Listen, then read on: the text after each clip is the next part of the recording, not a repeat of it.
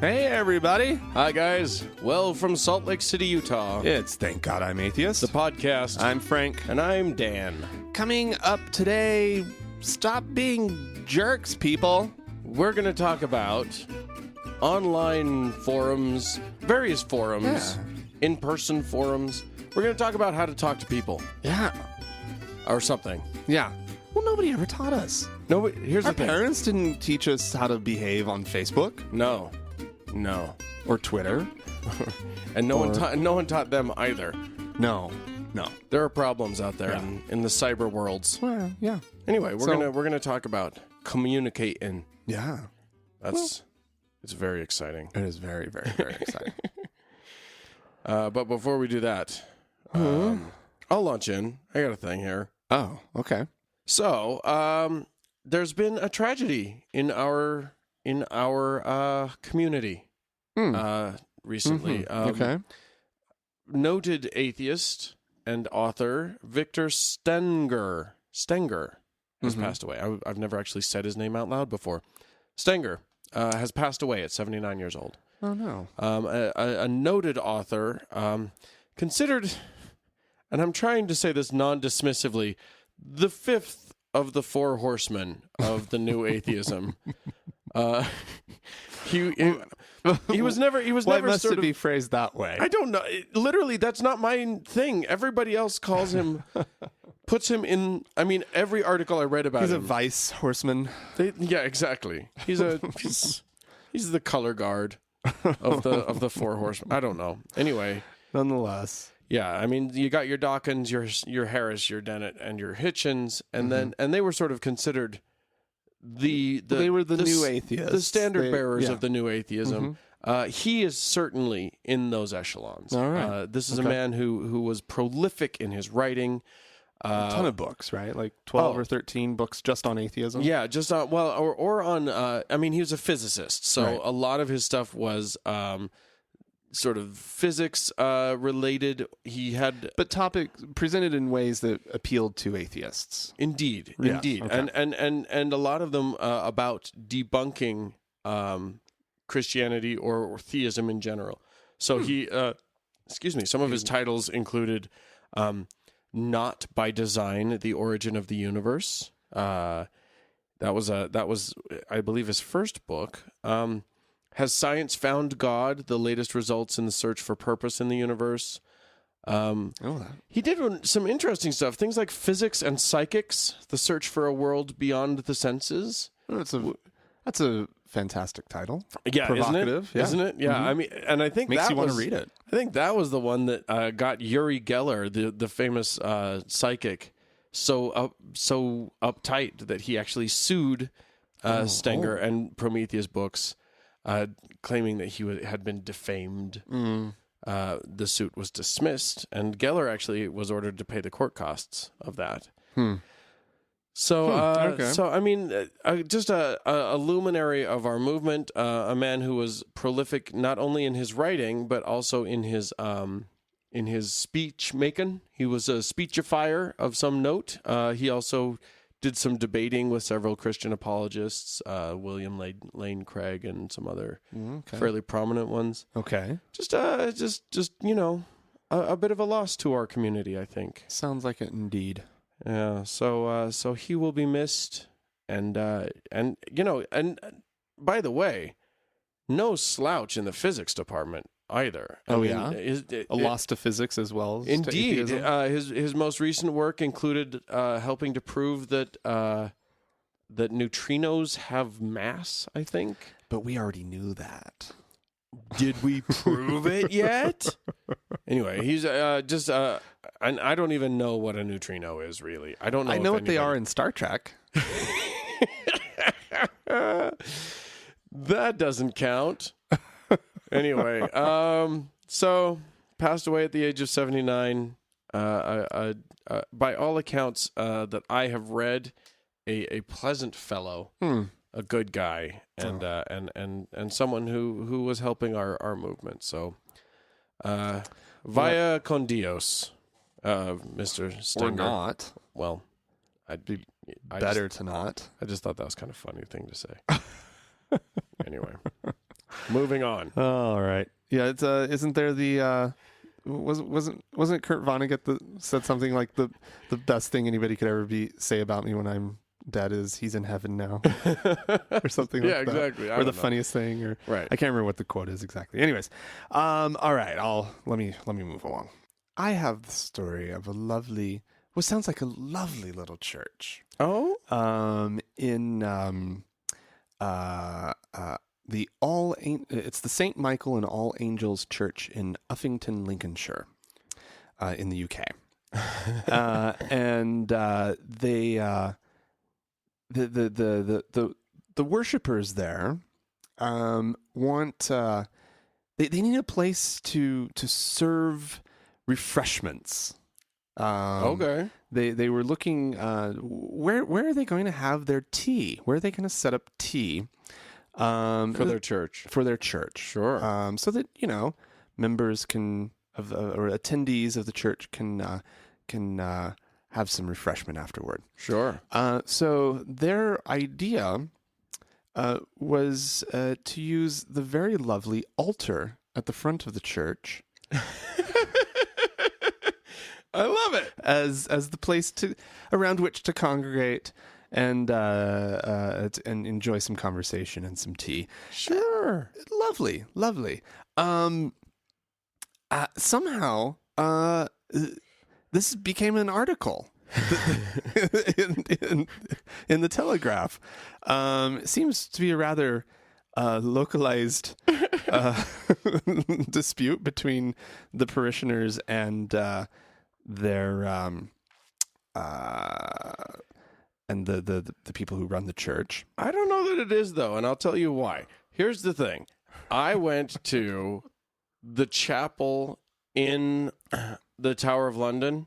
There's a chapel that's still a working church that has services every week at the Tower of London, Church of England chapel.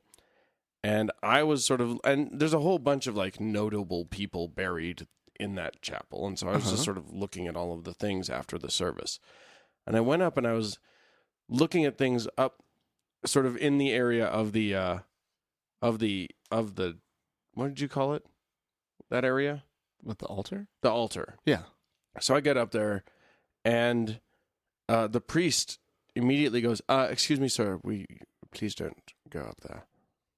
I'm sorry. I'm sorry. No, we don't have parishioners up there. Oh, okay. Okay. So apparently that's a thing. Well, these folks didn't believe that it was such a thing. No, they did not. And they wanted to have tea there. And why not? And so it had to actually go to a judge of the Church of England's some sort of, it sounds like they have a judicial system. That seems strange to me, but whatever.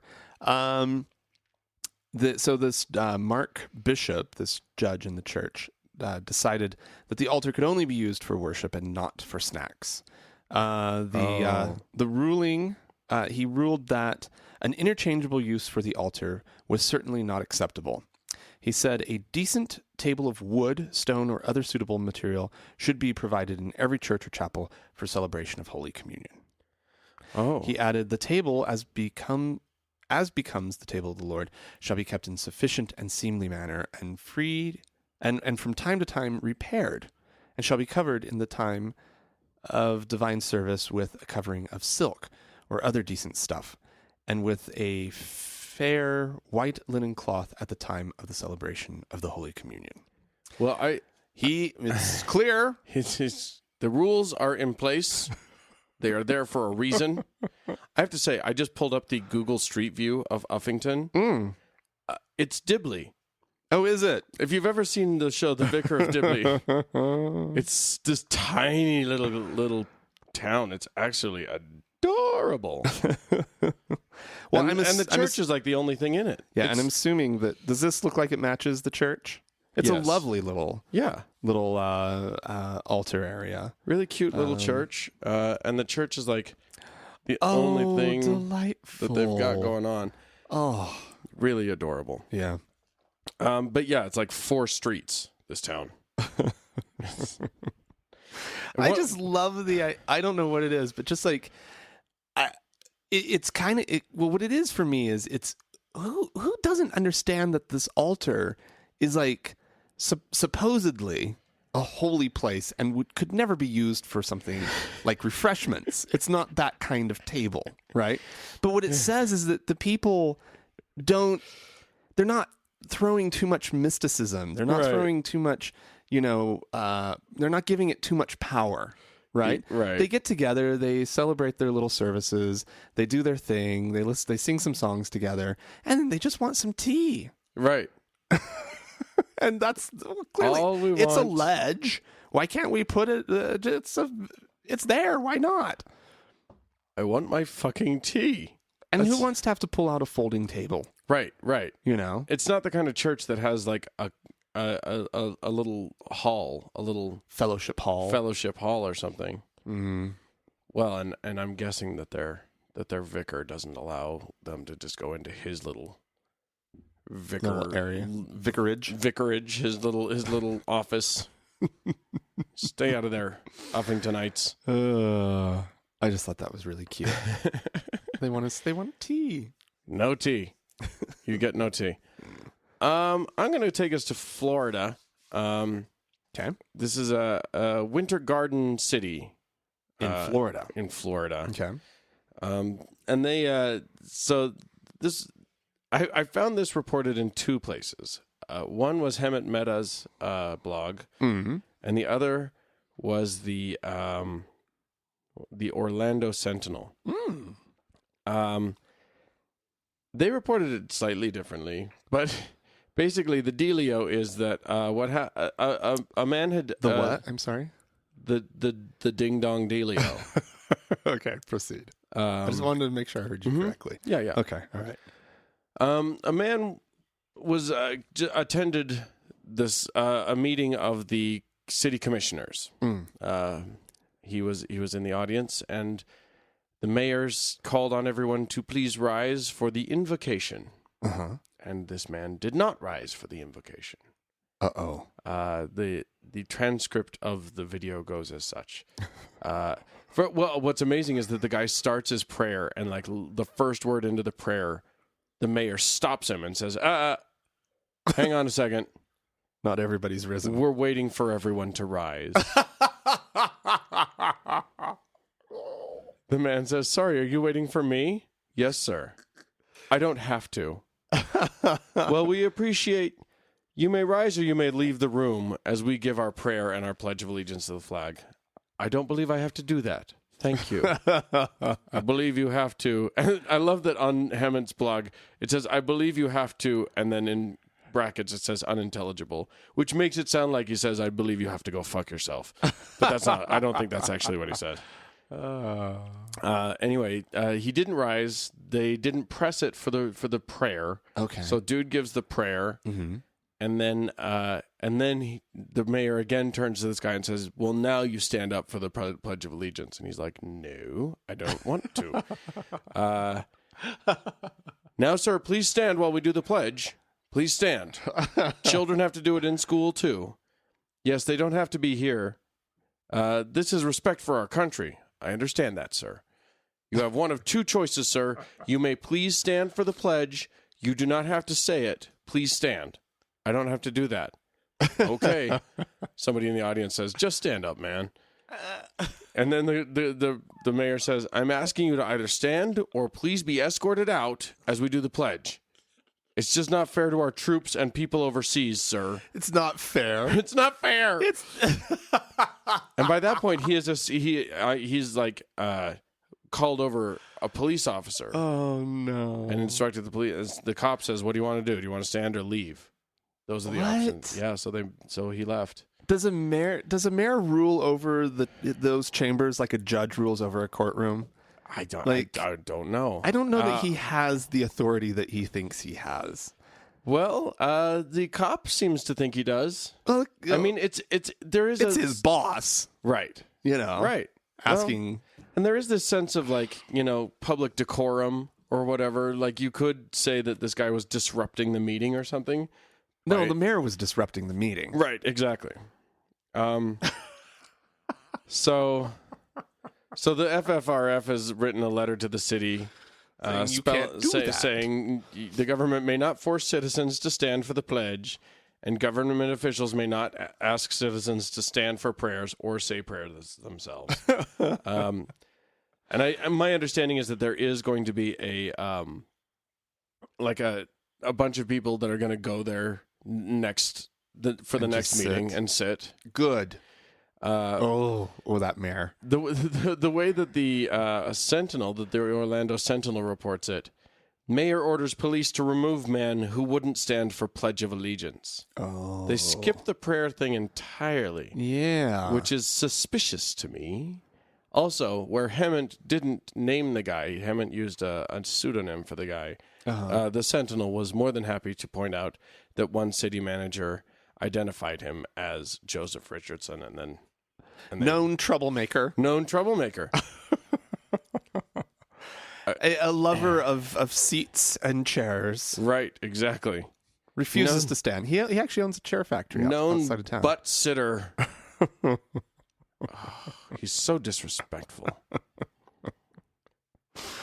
Anyway, being a mayor must be a serious mindfuck. Like, what? This guy, like, who the hell does he think he is?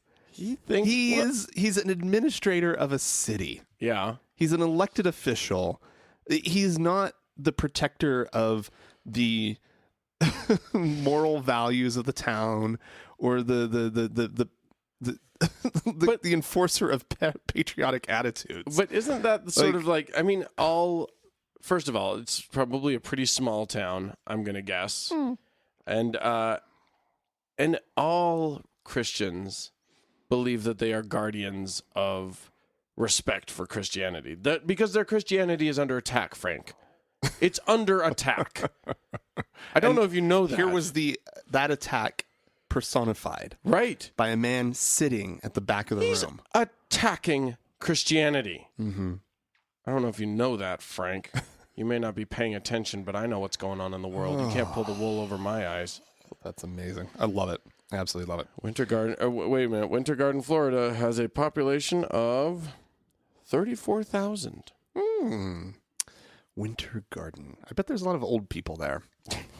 It is in Florida. And it's called Winter Garden. Their motto is a charming little city with a juicy past. Ooh, really? What? What's the juicy past? I don't know. There's no juicy past section of the Wikipedia article. I wonder if that used to be orchard, like orange groves. Oh, yes, it's got to be about oranges.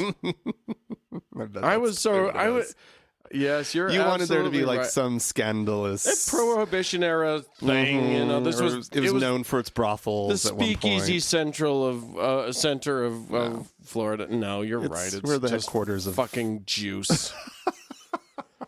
Boo! I boo you, Winter Garden, Florida, for putting a pun in their right. Exactly in their town motto. What's great is that it's the past.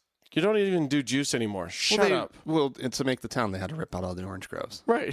That's how it works. Yep. You want a town? You want sprawl? You got to rip out some trees are going to have to die. You want to make an omelet? You got to chop down some trees. Kind of. I'm not sure that's exactly how that works. I think I might have mixed that metaphor slightly. All right. So there's a new poll out that is disputing another poll. Like a stripper poll? A poll, as in a polling of the people. Oh, okay. A measurement of public sentiment. Indeed. How's that? Okay. Does that work for you? That's fine. Okay. Although if you did measure the sentiment of strippers, we could call that a stripper poll too, and that would be confusing. That would be really weird. Anyway, sorry, go on.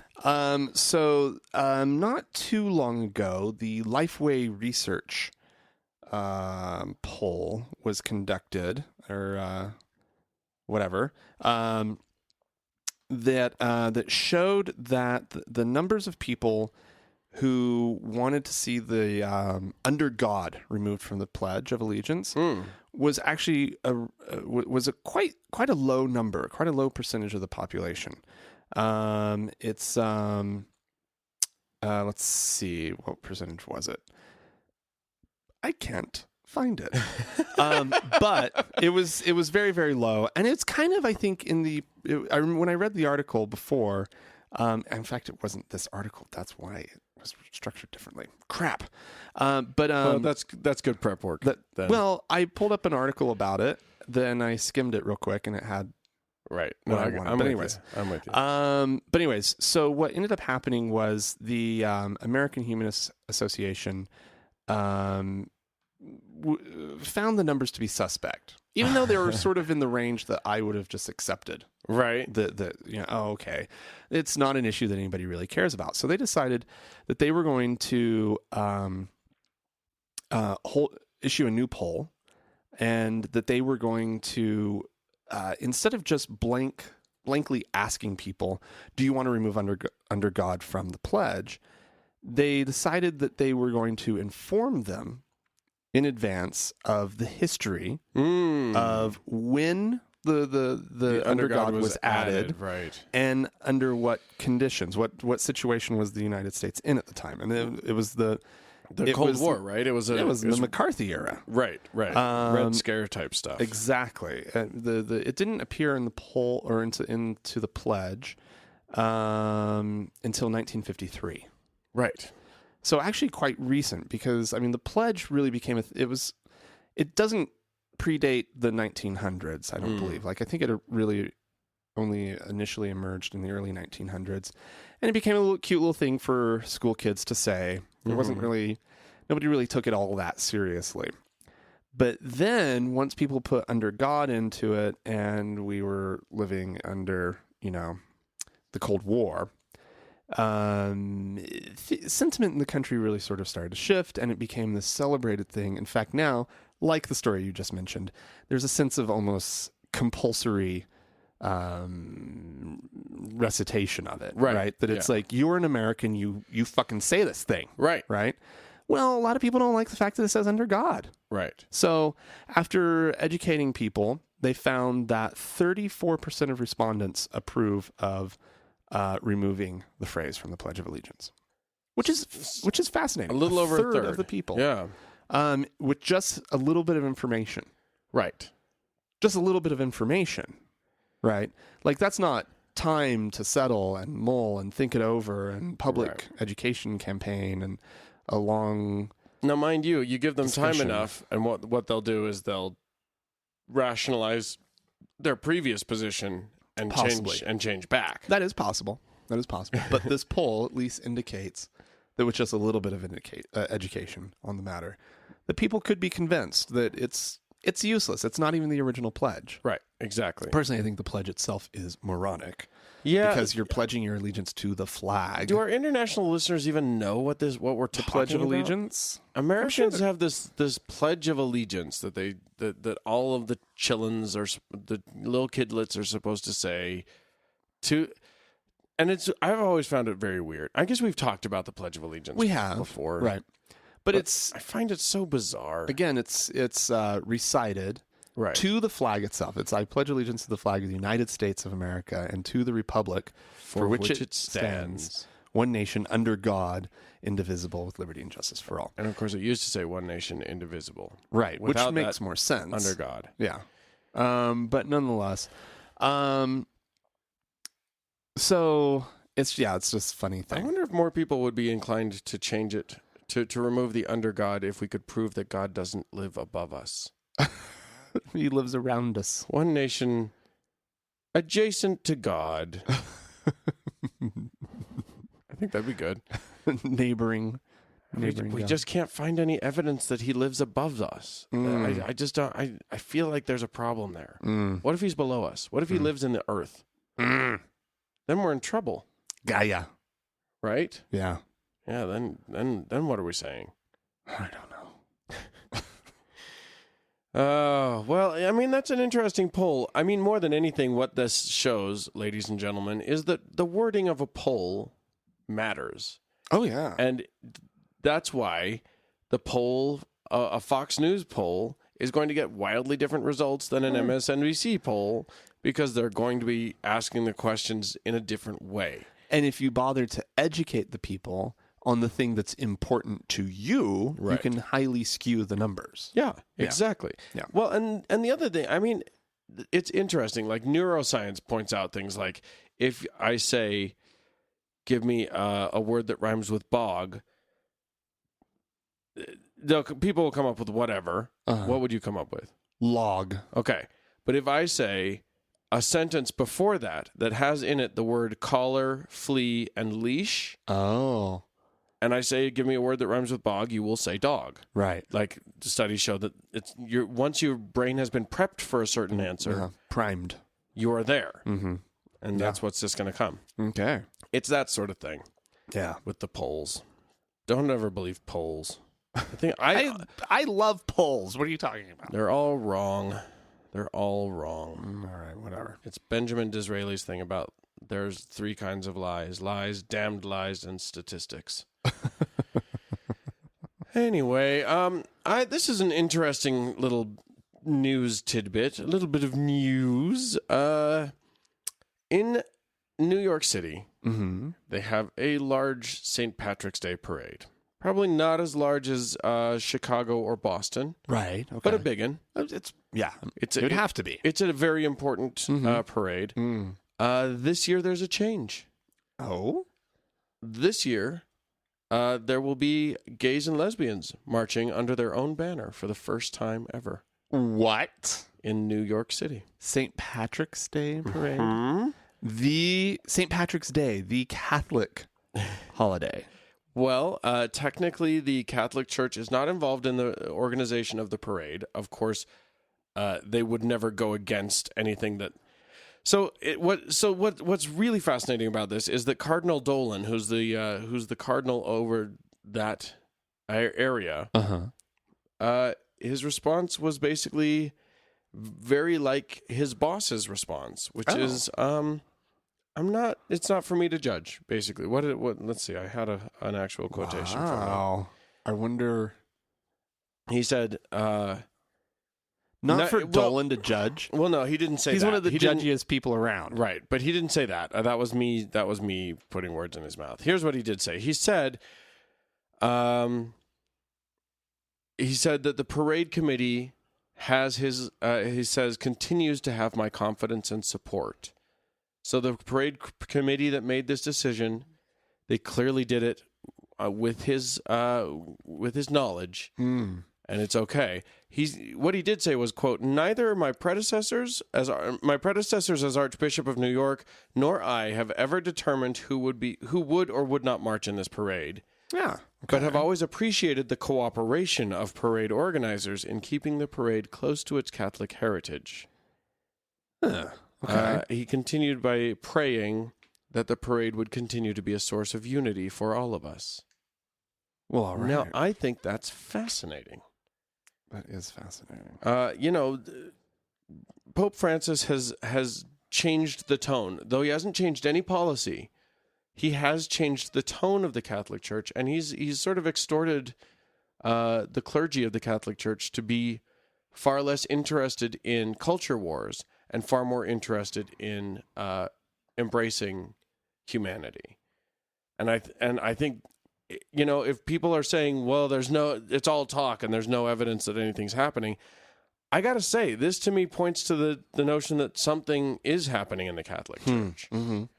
It doesn't, the policies are still the same. Right. And that's important. But it seems like things are changing a little bit. At least the attitude. Yeah. The tone. And that's huge. That's enormous. Step one. Yeah. That's a step. That's a tangible step. Also, there's a picture of Cardinal Dolan looking a little bit like sort of an older Sherlock Holmes. He's wearing like a cap. It's not a deerstalker cap, but it's a little sort of yeah. He just needs a little pipe. Irish cap, and he's got a cape. He's in a sort of thing, but he's got it looks like an overcoat, a black overcoat with a cape. Yeah, pipe and a magnifying glass. That's all he needs. Yeah, and he could be Sherlock Holmes. Fantastic. Yeah. Yeah. Cardinal Holmes. Good for him. All right. Well, I have a story coming to us from California. Okay. This is one of the more amazing things that I've come across. I don't want to set this up, people's expectations too high. No, please don't. But so a high school in it's in Southern California, the Coachella Valley Unified School District's high school, which is just Coachella Valley High School, is changing the representation of their mascot. They're not necessarily changing the name of their mascot, but they're going to change the representation for it. They are the Arabs. Oh. And they, oh dear. And they've been the Arabs since the 1920s. As a way to recognize the region's sort of desert landscape, and the fact that date farming has been important there, which of course dates are a traditional Middle Eastern crop. So originally the mascot was more of a turban-wearing horseman, but oh my God. Recently it's changed into more of a scowling, hook-nosed. Oh my God! Oh my God! It's the most racist thing you've ever seen in your life. Holy shit! And it looks like I had Borat's to look it up. Jew, it only does. in more of Arab desert wear form. Yeah. I actually had to do like some digging just to make sure this wasn't some like I couldn't imagine that this was a real thing. No, like it just seems to be so far beyond what any reasonable person would think would be an acceptable high school mascot. Yeah. I mean, like back in the 1920s, sort of Arabian Nights sort of theme. Maybe somehow that kind of worked, right? Well, I mean, at that point, it was all about like barbarians and stuff, and so it was Native Americans were on board. There was this romanticism that surrounded sort of the Arabia back in the day, right? Yeah. It wasn't, terrorists and no, what have you. Does he have a bomb does he have a bomb strapped to him? Apparently he would lob bombs into no, I'm totally joking. Oh my God. Oh my God. I almost had a heart attack. Into the visitors section. He would lob bombs. No, he's got to strap a bomb to his chest and then run into the visitors section and just go kaboom. and then like something sprays out from the thing, or confetti or something, or maybe just he's the Rip Taylor of terrorists. Oh yeah. And I guess there was also a belly dancing genie that would often appear as well, and oh my God, that's been retired as well. Yeah. Holy shit, you guys, you have to go onto the Facebook page and see this photo. I'm sure that Mackenzie will put it up for you, and this photo is horrifying. It is shocking. Yeah. Oh my God. And of course, Arab. I want to be clear here. This really, truly, probably isn't religious news, because it's the Arabs. Racism. It's clearly racism and not whatever. But the connection that Americans make between Muslims and Arabs is so tight. I mean, I know that what we're seeing here, this depiction of Arabs, has more to do with Islam than it does with Arabs specifically. It has to do with the confusion of the two. But it's all part and parcel. They're prejudiced against both the race and the religion. Right. Might as well just wrap it all up. Right. Yep. Oh my God. But I just love the cheerleaders in the background. Yeah. I mean, it's like nuts. This goofy cartoon thing. Like, I remember actually as a kid, our alma mater, the University of Utah, having a cartoon-faced Ute mascot running around. And it was every bit as offensive. Tribes, the Ute Indians. Right. Yeah. It was every bit as offensive as this. I think they stopped doing it in the 80s. Yeah, that's probably about right. Maybe, yeah. I think 80s. Right. So this might be a little behind the times. Just a little bit behind the times. Right, but see, the issue is these things often don't happen until, like, they don't change. Right. Until, like, there's enough people of that community in an area Enough or who raise their outrage. voice. Yeah, exactly. Right. Yeah. Well, there you go. I'm outraged. But they're not changing. They're still the Arabs. Right. Exactly. Well, They haven't figured out how they're going to change that. Why are mascots so difficult to change? I don't know. Because I mean, it's like just talking about our alma mater, the Utes, it's still the fucking Utes, but they've changed the mascot to a hawk. Right. But they at least do have the blessing of the tribe. Do they? Yeah. I thought they didn't. No, they don't have the blessing if they do representations of like sacred headwear and all that kind of stuff. The tribe is not into that, right? Like why are they the stereotypical Hawks? Why Native don't they American. just switch it all the way over? I don't know. So dumb. I know, but you're right. There's a hawk running around on the field, Right? Yeah. when they're the Utes, and it's really truly like weird and confusing. And why people just can't give up on Utes or the Arabs or the Redskins, Right? Is or the Braves beyond me. It's shocking. At least the Braves is. I mean, that's a good thing. It's good to be a Brave. Yeah. I mean, at least there's that. But Redskins, right, exactly. When the name itself is a racist thing. Yeah, There's nothing inherently racist about saying the word Ute or saying the word Brave. Right. But to say the word Redskin is inherently racist. Yeah. That already is racist. Saying Arab. Yeah, right, exactly. You can't say the word Arab without being racist. It's like Jew. Oh my God. Just keep digging. Just keep on digging. Yeah, that was clearly. What's funny is that I'm now remembering that there was a transitional period between cartoon head Ute and hawk, right? Which was guy on horse with Ute paraphernalia. Yeah. Like I remember that one. Man who didn't have big foam cartoon head, but had a big headdress and probably wasn't an actual Ute. No. It wasn't an American Indian of any kind. No. Why would you bother with that? Riding around on his horseback with the full Ute regalia. Just change the fucking mascot. Just change the same thing mascot. With the stupid fight song that came up not too long ago. Oh. I don't think we talked about that on the podcast. I don't think there was any reason to. The University of Utah fight song? Yeah. A Utah man am I, or whatever it was. And then all the women are like, excuse me?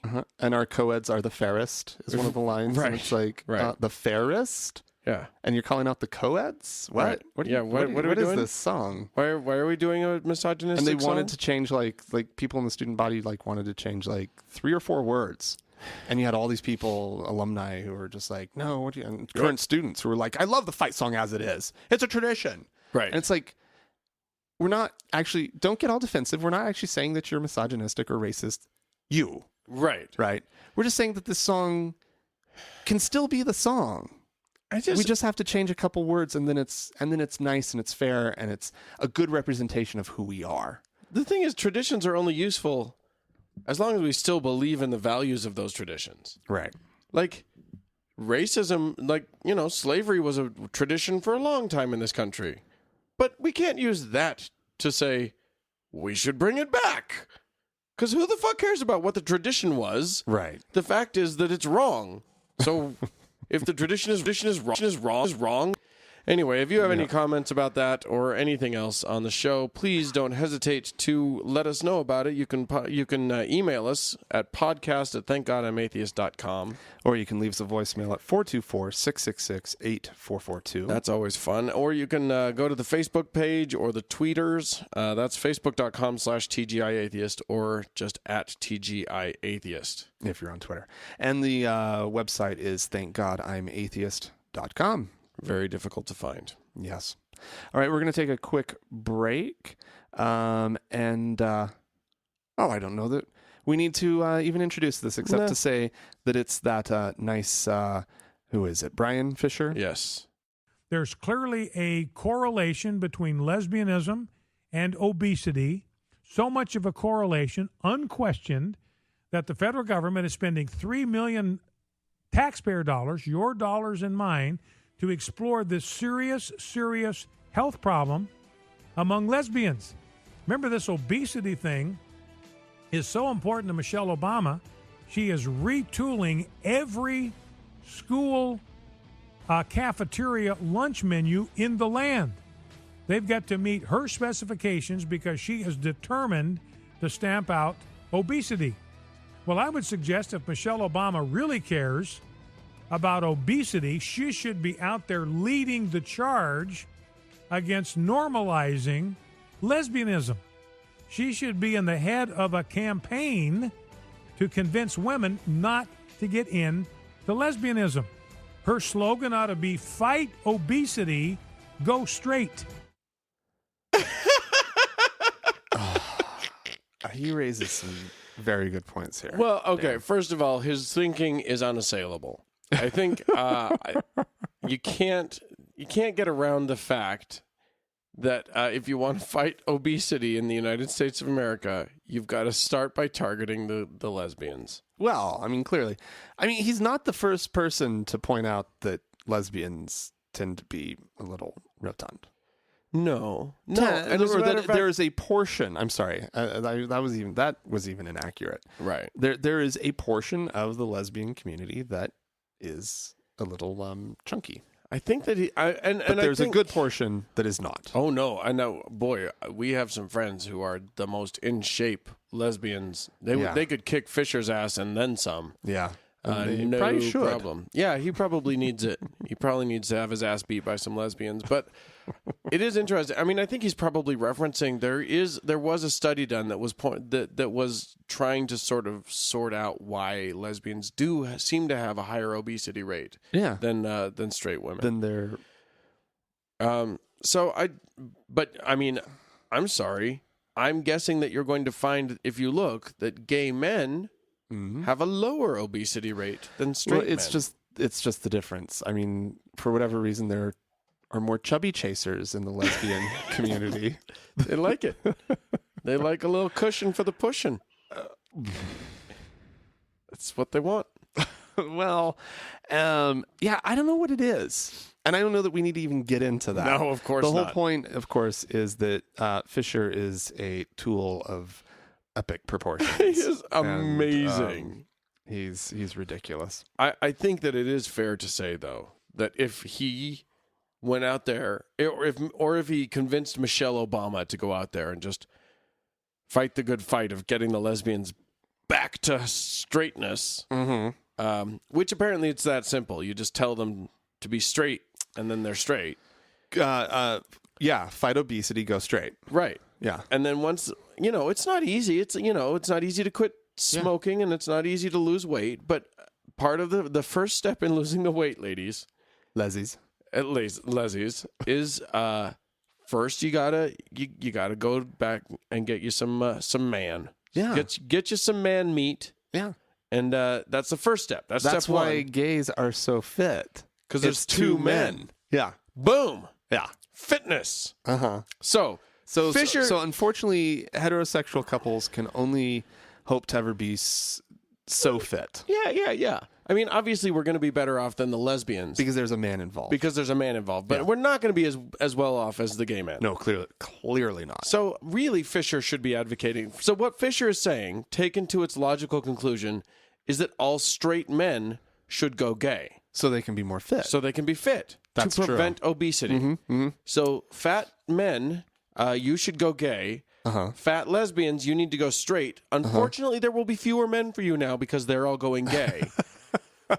Because of the obesity epidemic in this country in general. Yeah, the math is going to be tricky for a minute. It's not going to be easy, but we'll get you all there. We'll figure it out. Just, at very least, stop screwing these women because it is making you fat. It might make polygamy work.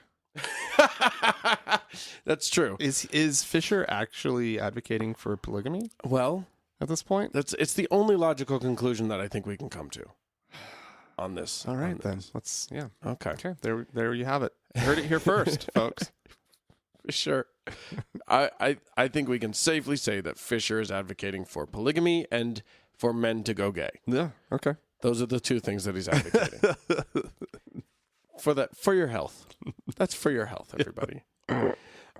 We've got some people that wrote into us, some callers to deal with. True. I'm going to start with an email from Mike, who says, I recently saw a series of YouTube videos called What Mormons Believe.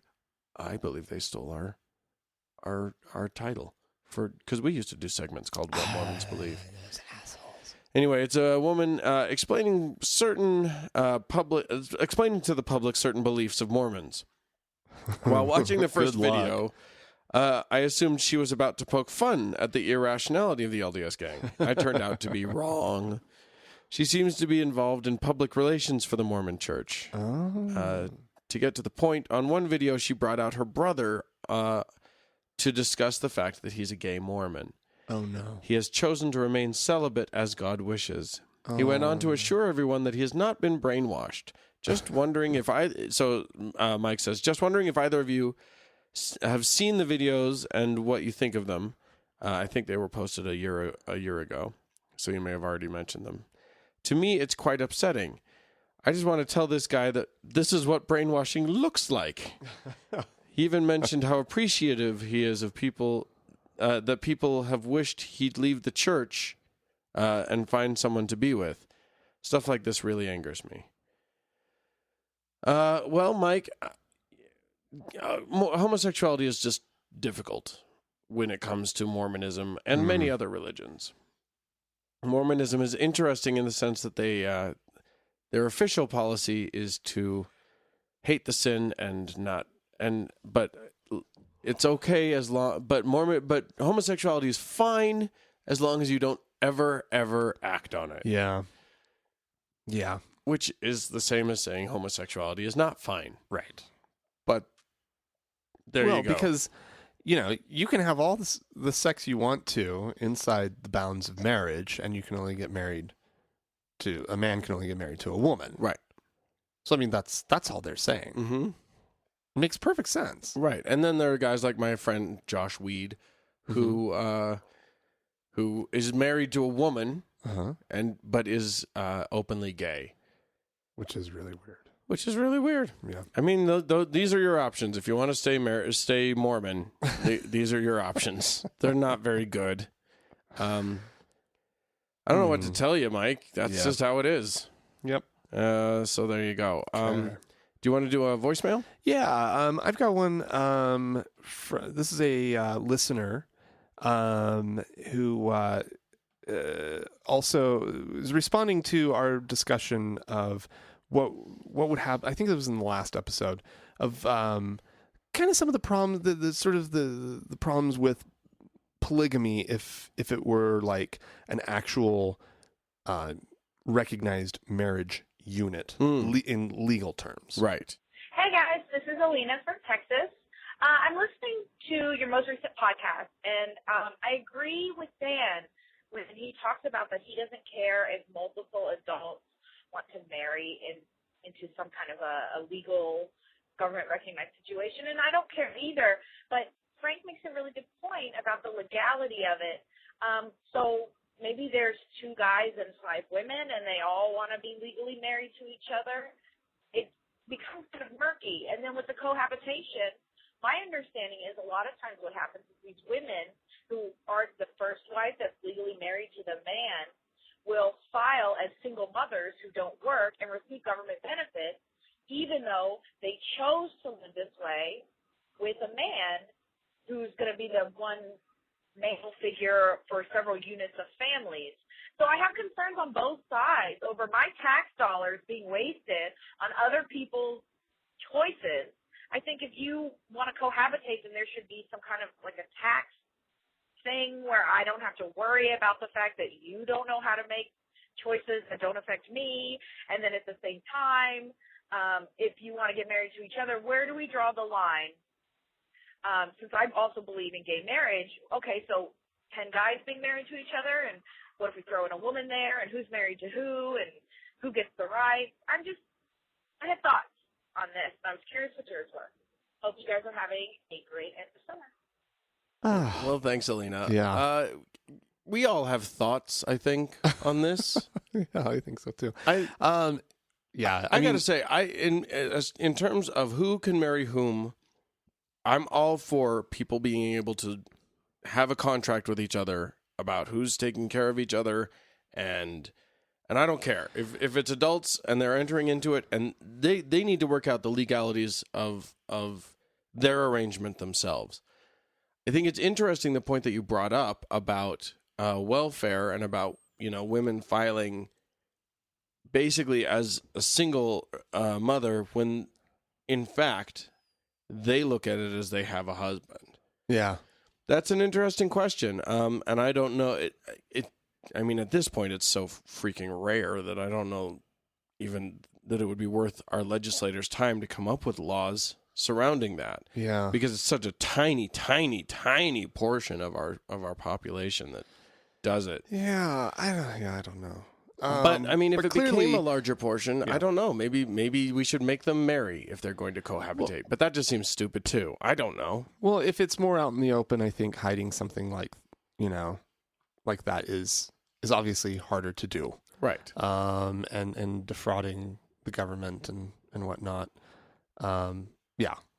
Yeah. I mean, at very least, as long if it's not if it's out in the open, if we've legalized all of the ways that adult humans can relate to each other, then it's out in the open. It's open for scrutiny, and we can start talking about it. I still don't know about sort of this thing that works between two people legally, and there's a lot of tradition there. Now, I don't mean like even social tradition. I mean just like legalistically. There's a lot. We know how it works. Right. We know what happens when two people no longer want to be in a relationship together. Sure. When it's dissolved, and the courts have figured that out. Right. And there are ways to determine who gets what. Yeah, and so there's sort of set patterns that can be anticipated, when you're going into a divorce and so forth, right? I think as soon as you have like a weird, I'll just say a weird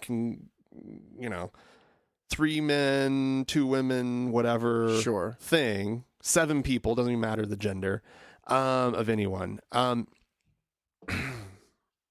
seems problematic. Sure, and it's more complex. It seems like it requires more parsing out. Now, if everybody involved has the time and the inclination to figure all that out, then I don't know. I guess I don't have that much of a problem. I guess it just seems very, very, very complicated, and that's not a reason not to do something. But working that one out seems really tricky. I don't know. We've got a lot of there's a lot of examples in the business world of how to begin a partnership and then how to split it up or how to handle that sort of thing. Yeah, and that's all we're really talking about essentially is a business partnership. Yeah. With some extra weirdness, involving sex. Sure. Sure, that'll happen. Anyway, thanks for calling in, Alina. Ellie wrote us, "Hey guys, first thing she says, thanks a lot for doing what you do. I just discovered the podcast a month or so ago when a fellow listener at a Baltimore CFI meetup insisted I check it out. It's still the only humanist/atheist/secularist podcast that makes me laugh out loud." Well, that's nice. The reason that I read that first paragraph is because I would like to encourage all of you to spread the word about our show. Absolutely. Tell a friend. If you love it, go to the meetups and say, "Hey, I just wanted everybody to know that I really like this podcast and that they're the most smartest people ever." Mm-hmm. And stuff. Word of mouth might be our best friend. Yeah, as far as spreading the word about we're trying to grow. podcast. We're trying to grow here, and we're trying to make this into something bigger. Mm-hmm. Not just in our numbers, but if we have bigger numbers, then we can bring in a little bit more donation money, which we need in order to do some other really cool stuff that we're trying to get some stuff done here. Okay, that said, Ellie goes on. Anyway, I like the piece highlighting William Pooley's incredible work in fighting the Ebola crisis. You'll recall, listeners, that this was an atheist or rather, I think Humanist. he called himself a humanist, who was amazing in Africa fighting the Ebola. He contracted the disease himself and was being treated in the UK. Ellie says, I wanted to suggest another awesome humanist for doing important work for an all too often forgotten community. Corey Harris, a combat vet twice deployed to Iraq, has made it his life's work to promote the needs, rights, and all-around well-being of U.S. veterans. Mm-hmm.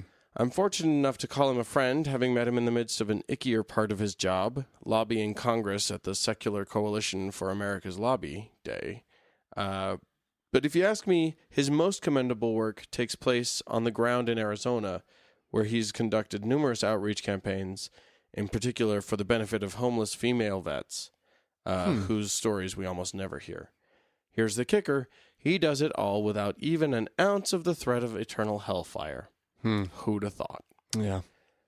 Thanks for pointing that out, Corey. I hope you listen to the show, and if you do, congratulations on all of your hard work. Yeah, absolutely. So that's great. You want to play another voicemail? voicemail? I would. Here is a caller who wanted to chime in on our conversation about compromise in marriage. Hey guys, I was listening to your podcast about marriage, and I was raised a Jehovah's Witness, and they, as is with the Mormons, I'm sure your whole purpose in life is to bend over backwards to make everybody else happy. And I carried this into my marriage with, after I left the JWs, I married a non-JW girl, and it started out great at first, but consumed with making her happy that I really never took any time for myself. I always compromised. I was always the compromiser. And it ended up being last week, she ended up telling me she wants to end the marriage. There's nothing I can do, and that it's basically over. So been struggling with that for the last week, but it's also been kind of a silver lining in that, because for the first time I'm starting to be able to assert myself more and just realize how much bad advice there is out there, because people will tell you, oh, you have to work hard. Oh, and you have to compromise, and like what Frank was saying, and it's terrible, because they tell you, oh, work hard. But what does that mean? It's like, what is that?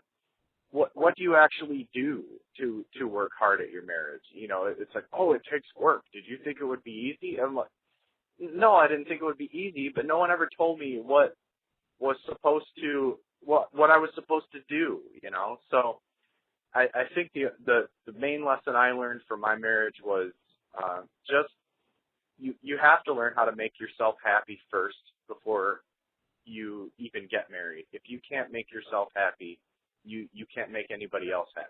So guess that's my 2 cents. Thanks for the podcast. Bye.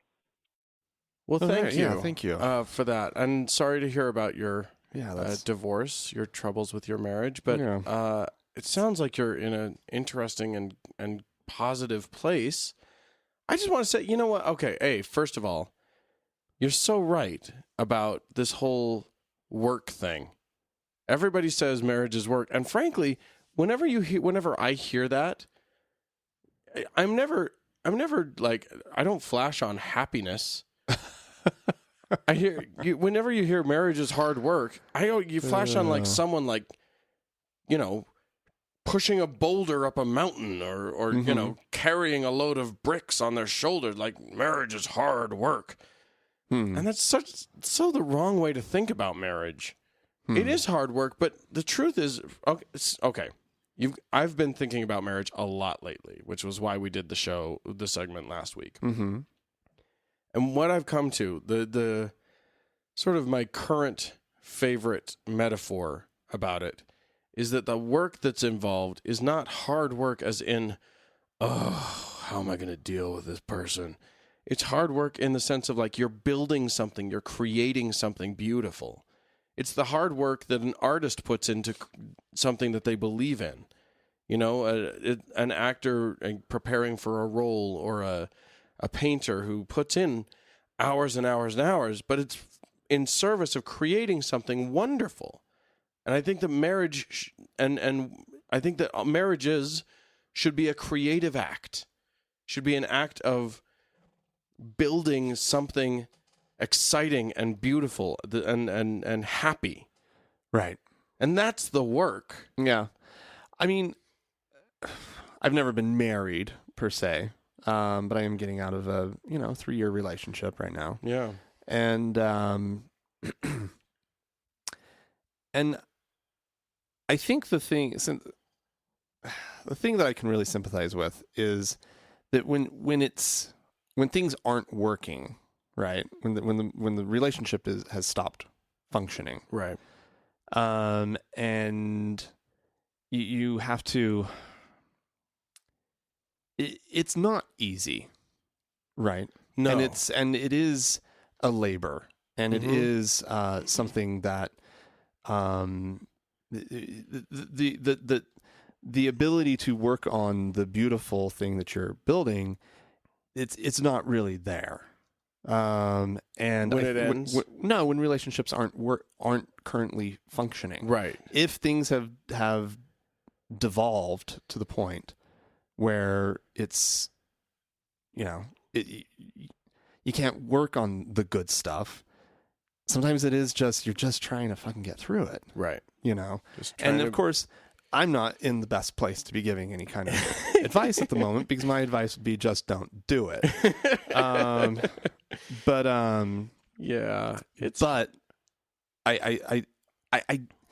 the metaphor of work is an interesting one. What I'm hearing, though, is also this sense that there's no instructions, there's no handbook here. And so it's almost just an empty platitude of, well, marriage is hard work. Somebody can say to you when you're like, well, man, things are just really hard right now. Well, yeah, marriage is hard work. Nobody said it was going to be easy. Right. And okay, well, then tell me what the fuck work I'm supposed to be doing. Exactly. Fine. Right. Fine. I'll accept the responsibility of doing hard work. Exactly. What work? Exactly. Just point me in a direction. And the problem is, you don't know where the other person is. You don't know. And you can't control where the other person is. You can't control where the other person is. And that's the other brilliant thing that our listener, who chose not to say his name on the voicemail, pointed out, which is that you are so absolutely goddamn fucking right that your happiness is your responsibility. Mm-hmm. And you're never going to be happy in a relationship if you don't know how to be happy on your own. Right. And the other thing is, your partner's happiness is not your responsibility. No, I didn't know that was like a J-Dub cultural thing. Well, I think it's an American cultural thing. Is it? That you're supposed to make the other person happy? Yeah. Is that where I screwed up? I think, well, maybe. I don't care if he's happy. Well, you're supposed to care if they're happy. You're supposed to want them to be happy. That's such a lie, by the way. I know, of course it is. No, but the point is that, you can't make another human happy. You can't. What you can do is encourage other people on their journey and sort of, try to help them be on a path for their own happiness. Try to be there for them to support them in their journey toward happiness. Mm-hmm. And you can expect the same of your partner, to encourage you on your journey toward happiness, on your journey to fulfillment. Mm-hmm. But God damn it, it is your job to make you happy, and nobody else's. And if you're not happy in your marriage, if you're not happy before getting married, you may want a second. Think about that for just a second. Certainly, because, don't get married to get happy. Exactly. Certainly, don't do that. Yeah. Learn how to take responsibility for yourself and how to make your happiness your job. You don't have to be a happy person all the time. No, but learn how to make it your thing. It's a very strange obsession that we have in this culture. Sure. You don't have to be happy all the time. No. But if you're looking to someone else to fix your life or to make your life any better, even if that person is your spouse, I think you're looking in the wrong place.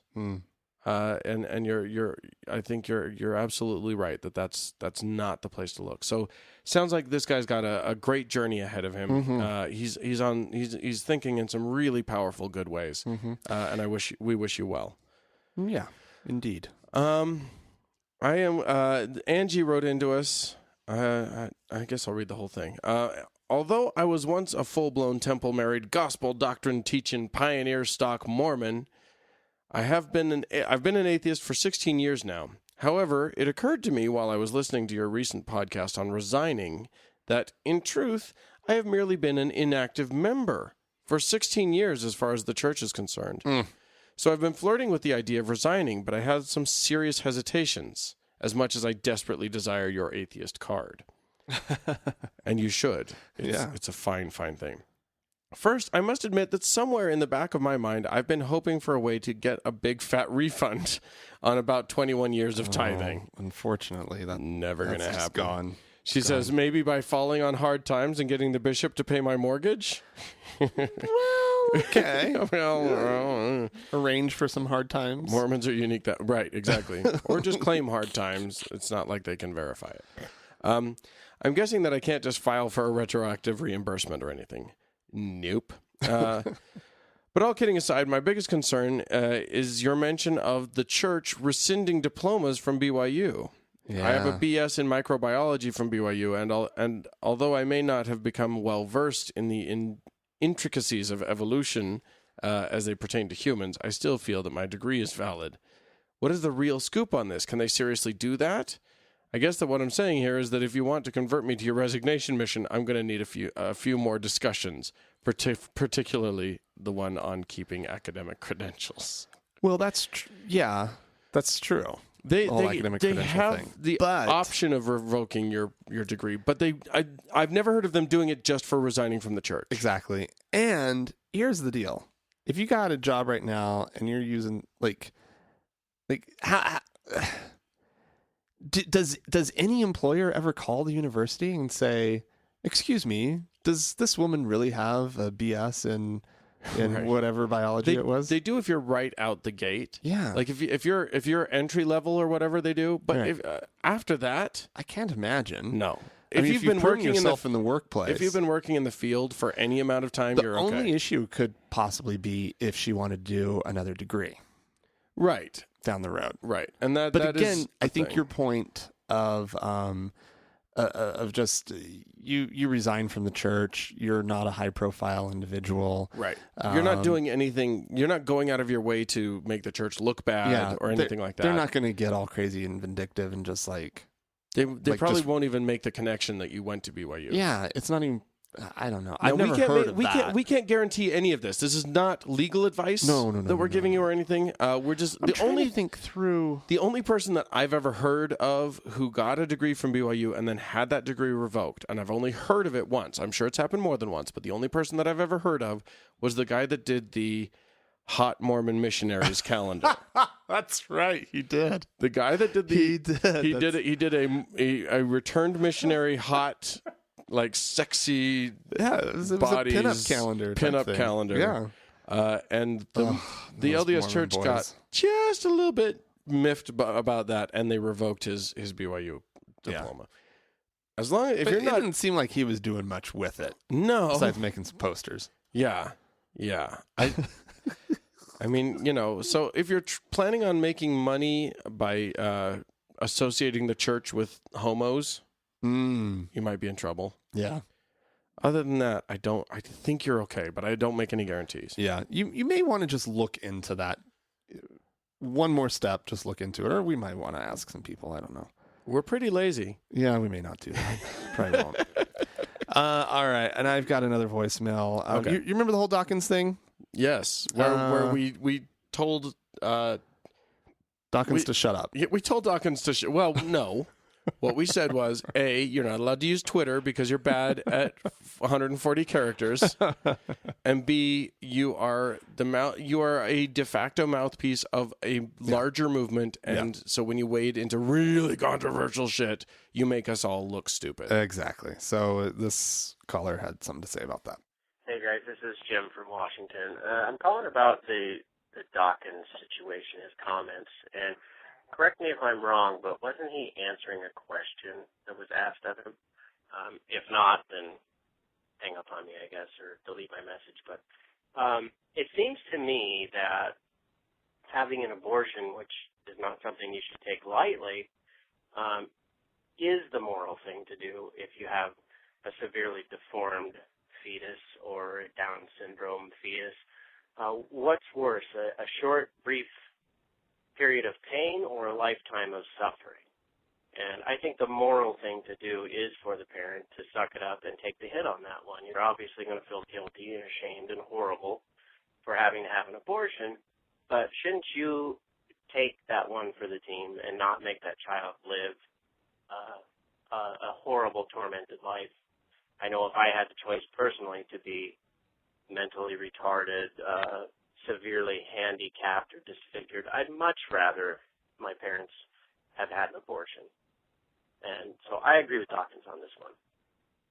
Okay, well, thank you for the call. Right. I'm gonna have to. Okay, so I quibble with a lot of things that you said. One of the first things that jumps to my mind is that I want to be clear that I don't think you should have to. That we should be talking in terms of course, you're going to feel shame and guilt. For having an abortion. Yeah, I don't think we need to worry about that. I think some people do, and that's okay. But I think plenty of people have abortions guilt-free. Yep, and I think that's totally fine. Yeah. So I just want to get that out of the way right off the bat. The other thing is that I guess I can't go with you down the road that it's inherently necessarily better to be non-existing, to be non-Downs. Oh, than it is to be Downs. I can't go down that road. I can't say that like a person with Down syndrome doesn't have something to offer society. Right. I can't say that. Right. And that's what Dawkins essentially said. Dawkins said person with Down syndrome doesn't enhance society. Exactly. Well, I think that I've met people with Down syndrome whose parents said it was a struggle raising a Down syndrome child, but also there's a lot of kids who are not Down syndrome that are struggles to raise. I was a nightmare to raise. I was absolutely, from day one till the day I left home, just a pain in the ass to raise. Yeah. And I don't have Down syndrome that I know about. So, no, I definitely don't have Down syndrome. I got a plethora of other problems, but that's not one of them. So, I mean, I think to say that it would be, harder to raise, or that maybe that, that kid will, might encounter some social stigma, I just don't think that that's enough. Yeah. I mean, if we're saying that, it shouldn't be automatic grounds. Right. Like I mean, if you are, you're someone who, for whatever reason, you decide that that's an unmanageable situation for you, your life, for everybody involved, it's just better to just move along. Then I think that that's an okay decision. We don't judge that at all. Right. If you find out that your fetus will have Down syndrome and you choose to abort, I don't have a problem with that. Yeah.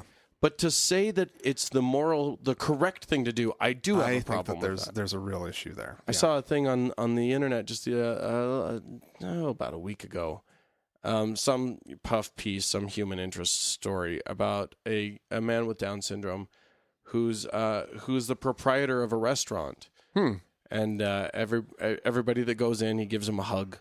He's just this happy guy. All these people go in because they love him, and it's this adorable guy. And he's created this community of people that come to his restaurant. How are you going to tell me that guy's life is less valid than mine? Right. I defy you to tell me that. Right. Yeah.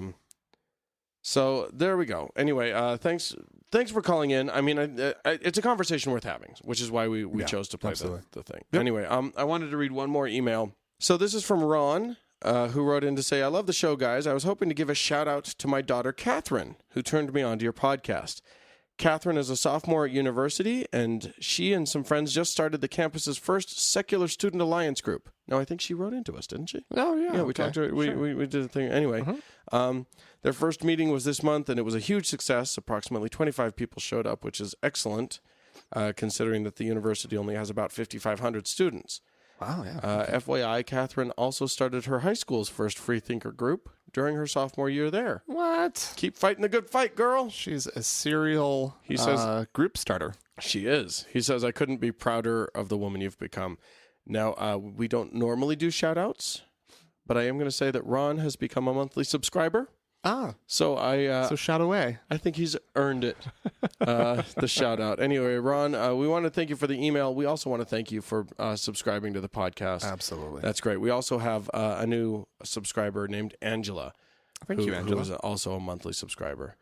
If you, dear listener, would like to participate in helping make this podcast a thing, please feel free to go to our webpage, thankgodimatheist.com, and click on the support tab, and you too can be a part of making this happen. Okay.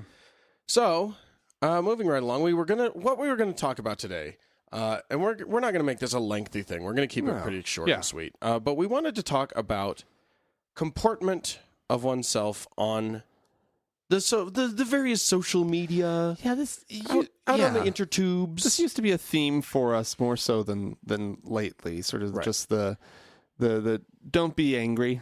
Yeah. Be happy. Be nice. No, I think I don't want to say don't be angry because there are lots of reasons to be angry. But here's the thing.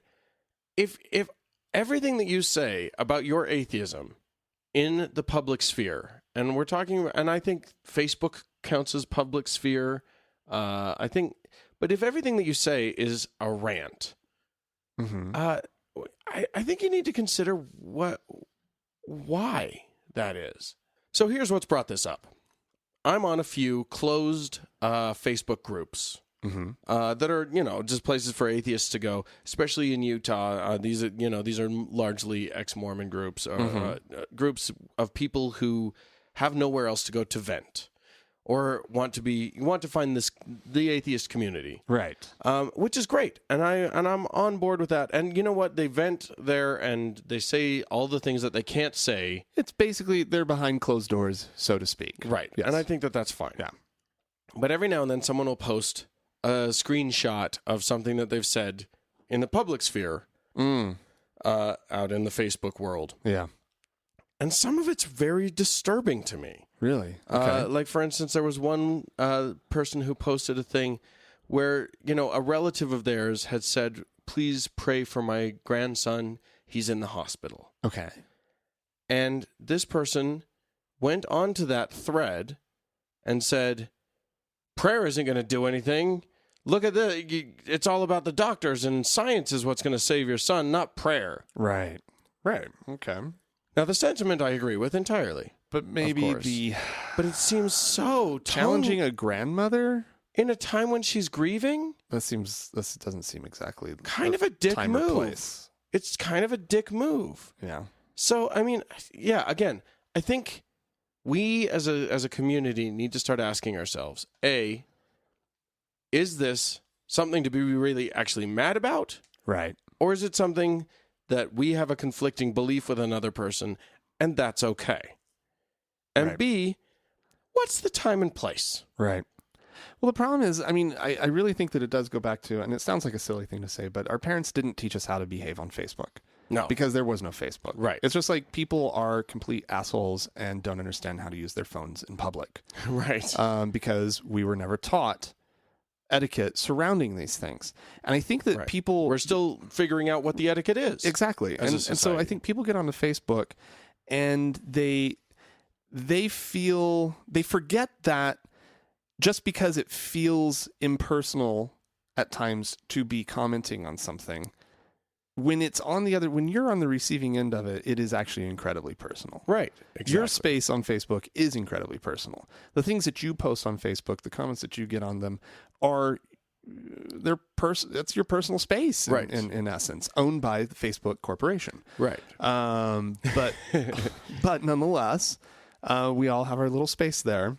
And I've had believers post things that say, why can't people, why do people, I have one particular believer friend who posted a whole rant about like, I should be allowed to say what I believe and not have people take me to task for it on Facebook. This is my Facebook page, and I should be able to say what I want. And I disagree with that. Yeah, I do too. Yeah. I think that she is putting something out to all of the people on her Facebook wall, and that is inviting comment. Yeah.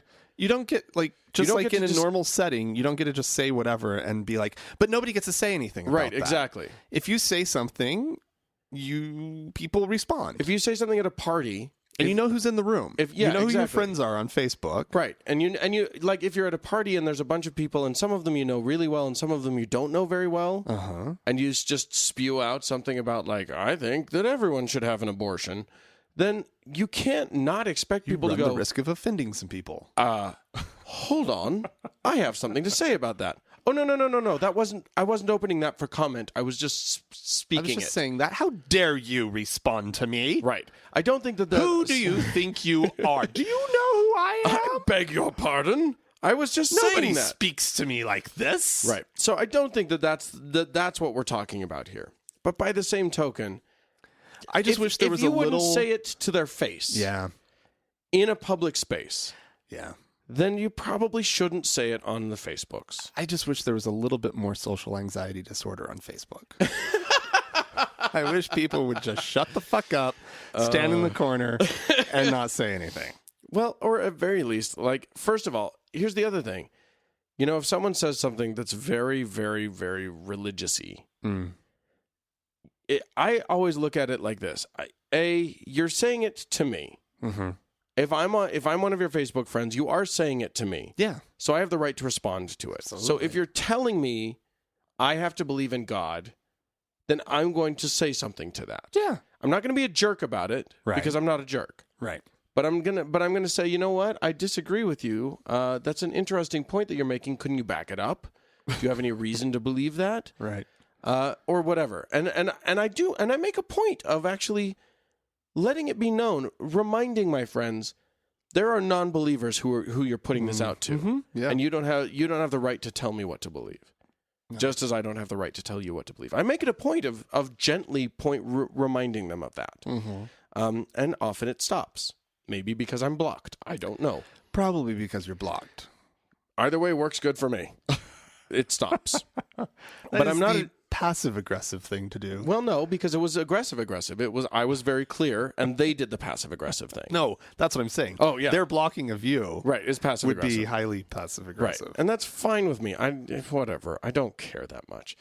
But I do make it a point of, like, if you're talking to me, I'm going to respond. If you're just saying, I'm really grateful to God for this beautiful day, I don't care. Okay, fine. That's just you having your moment. I'm not gonna be a jerk and be like unfollow and be like, no, it wasn't God. It was the sun and the refraction of the sun in the Earth's atmosphere that created a beautiful blue sky, and then the clouds were made by the evaporation of water from the oceans. But no, and then make sure you do a screenshot and post that somewhere else. Right, so everybody can pat you on the back. Right, exactly. No, that's not what this is about. Let people have their beliefs, for God's sake.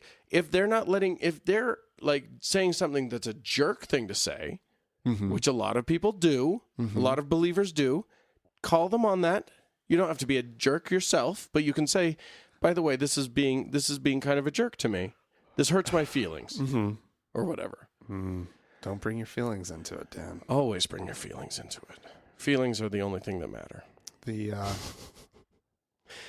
But the point is that I think we have to learn our spaces.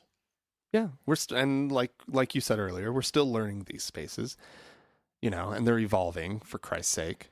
But I guess it concerns me that we as a group are more interested in arguing with believers than we are in just being friends with friends. I guess that concerns me. Yeah. That we've got a whole bunch of people who are like for instance, someone posted in one of the things recently, in one of these forums that I'm in, posted a thing. Now, this isn't to do with communication. This is just that, their HOA was scheduled on conference weekend. Their big HOA meeting was scheduled on conference weekend. Mormon Church's General Conference weekend. In Salt Lake City, conference weekend means something because that's when the Mormon Church has their big general conference. So, and this person was incensed that the rest of the HOA board insisted on moving the day of their meeting to a different day. I'm like, that's probably a majority of your tenants in the HOA. Depending on where they were, yeah. Why can't you accommodate something that's important to them? Yeah. What's hard about that? Yeah. Why? I mean, yeah, it's this weekend versus that weekend. Is that such a big damn deal? But they were voting on the sex dungeon that weekend. Oh, right. Right. The Mormons weren't approved. They didn't want their HOA funds to go toward, I don't know.